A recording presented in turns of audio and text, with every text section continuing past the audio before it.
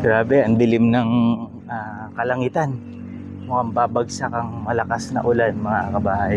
So isa ito sa medyo winuworry ng mga kababayan natin, no? Especially pag nakatira sila sa mga flood prone areas, no? Good thing and thank you God, no? Kasi dito sa Syria, sa Baliwag, no?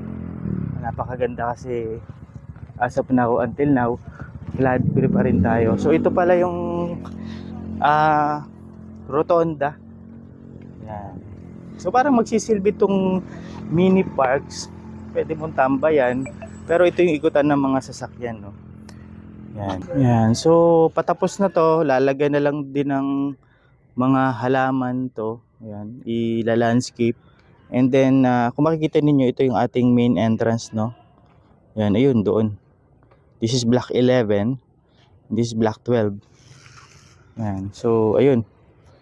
Makikita niyo yung mga kabahayan. Yan. Ito may mga nakatira talaga dito.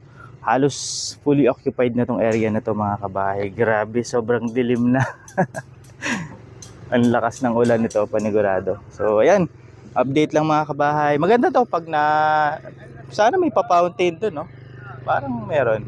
Pero let's see na lang, no? Mabilis lang naman yun. Yun, by the way, ito yung block 19.